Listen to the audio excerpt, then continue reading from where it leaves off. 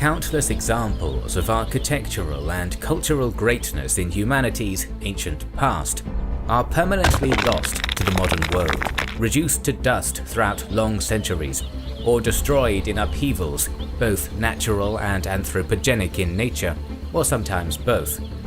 The seven wonders of the ancient world are perhaps the greatest examples of such lost beauty. Located in the eastern Mediterranean, these legendary wonders have long captivated and inspired the imagination. Welcome to our video giving an overview of the seven wonders. And what better sponsor can there be for a video on the ancient wonders of the world than Paradox and Imperator Rome? Paradox is famous for supporting its titles, and the new free update called Marius will be released today. The new content pack called Heirs of Alexander adds so much new stuff to the game, with a heavy focus on the successors of Alexander the Great. This includes unique mission trees for the Antigonids, Seleucids, Ptolemies, Macedon and Thrace, Diadochi-themed mission objectives, and new events available to all of the successor kingdoms, new deities, music and treasures for the Hellenic states, and our new favourite feature, the Wonder Designer, which allows players to create their own world wonders with unique regional or statewide bonuses. If you like this video, you have got to try the Wonder Designer, it's worth it. Support our channel and one of our favourite game publishers, Paradox, by trying the new free update and getting the Heirs of Alexander content pack via the link in the description.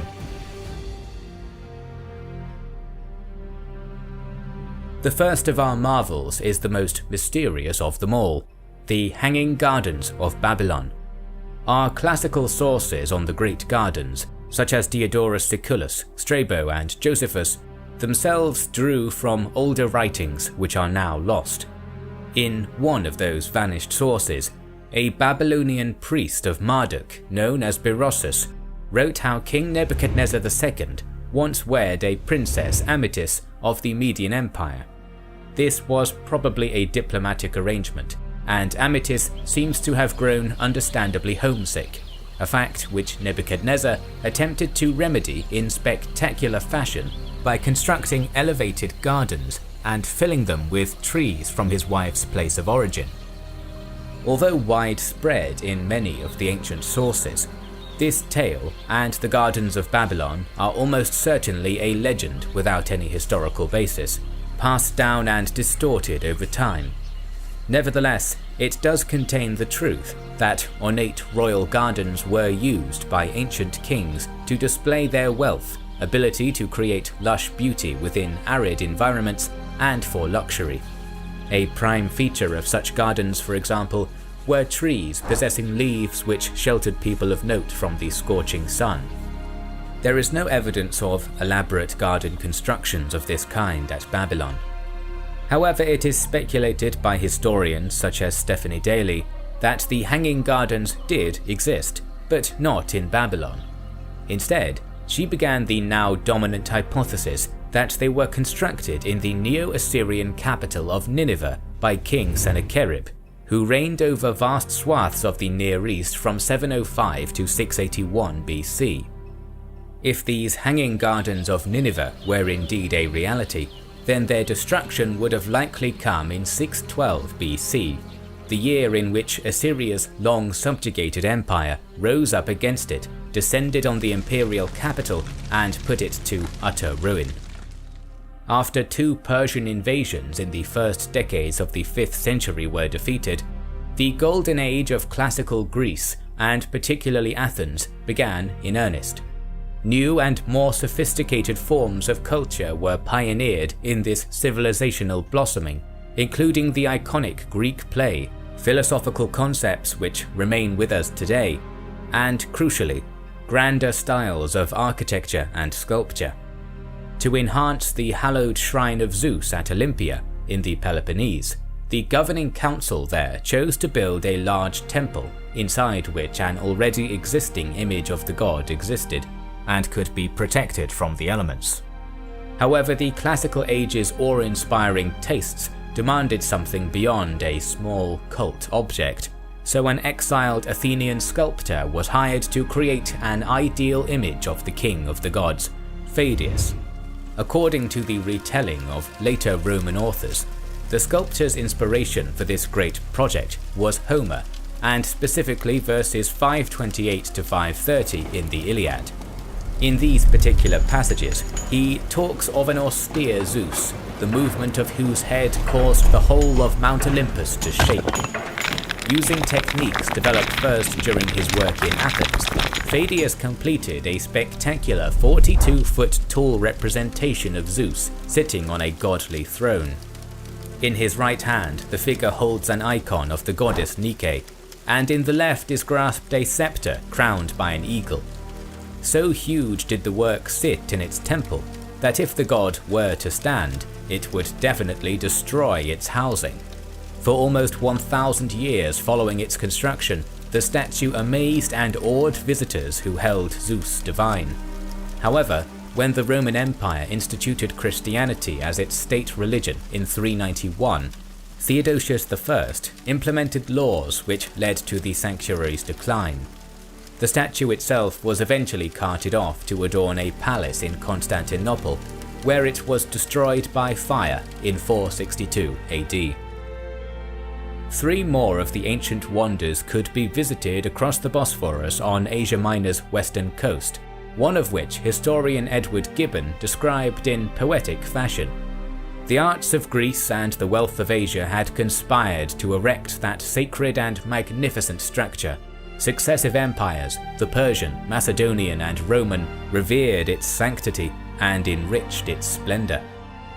This particular praise is reserved for none other than the Temple of Artemis at Ephesus. First constructed in the 6th century BC reign of, and patronized by the prodigious wealth of, Lydian king Croesus, the temple was an intricately decorated, glittering rectangular structure surrounded by 127 beautiful 60-foot-high fluted columns in the Ionic style. To further emphasize its importance, the main platform was elevated slightly above ground level, reached by any potential suppliant by perfectly crafted marble steps. In addition to the splendor of its oriental construction, mixed with the Hellenic spirit in which it was so clearly infused, the so-called Artemisium is rightly famed for the myriad historical figures it is connected to.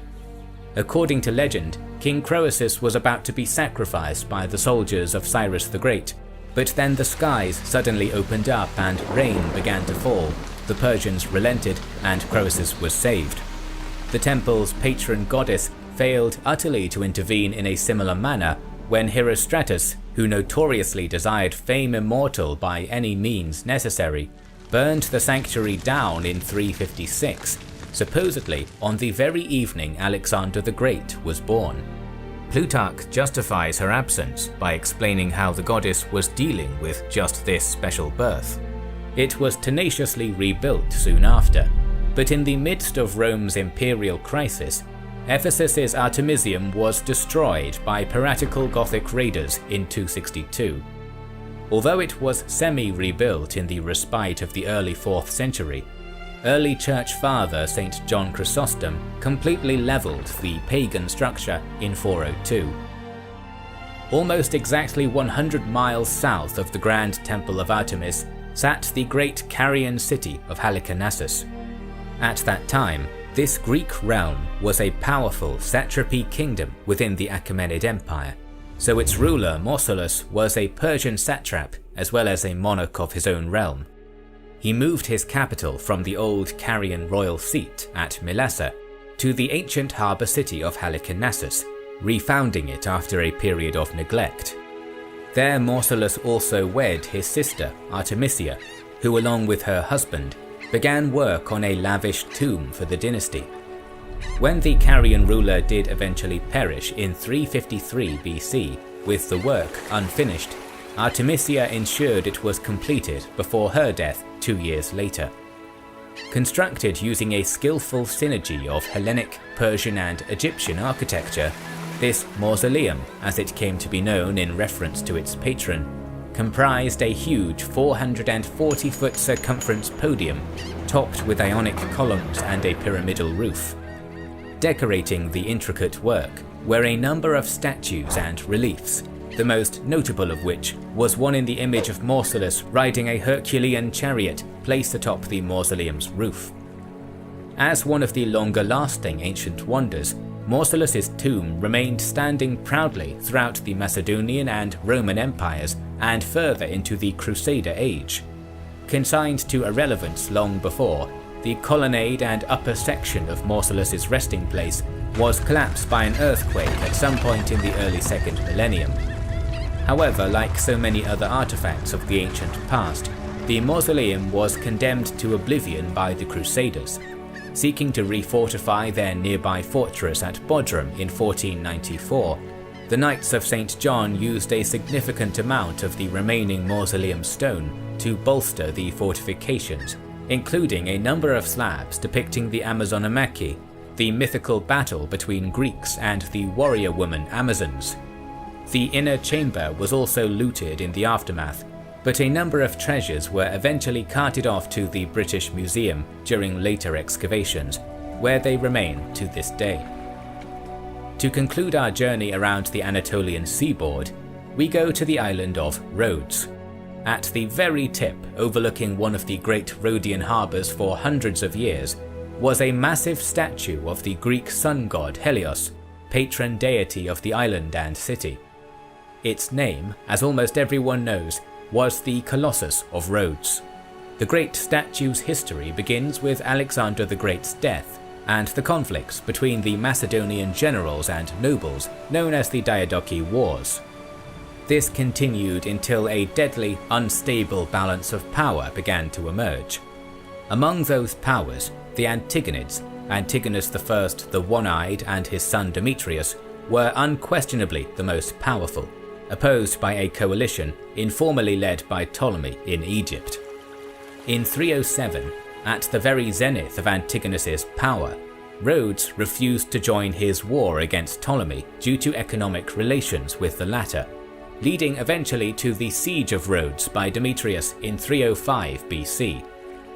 Despite Demetrius's skill, Rhodes survived the siege and then sold Demetrius's siege engines for funds to create a grand monument to their victory, the Colossus.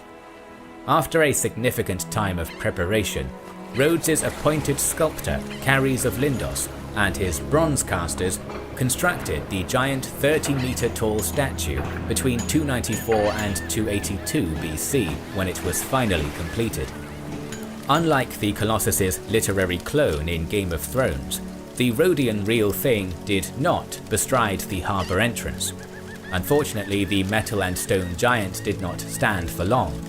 In 226, it and the city in which it stood was racked by a massive earthquake, which broke Helios at the knee and sent him tumbling down, destroying many houses. Ptolemy III, ruler of Egypt at the time, offered to bankroll a restoration, but the Rhodians declined due to the ban of an oracle. So, in its collapsed state, the Colossus lay where it fell for 900 years, until the Arabs plundered it in 654 AD. Across the Mediterranean coast, in the primeval kingdom of Egypt, our penultimate wonder goes a long way to prove the assertion that Alexander the Great had some involvement in almost every lofty occurrence after his time.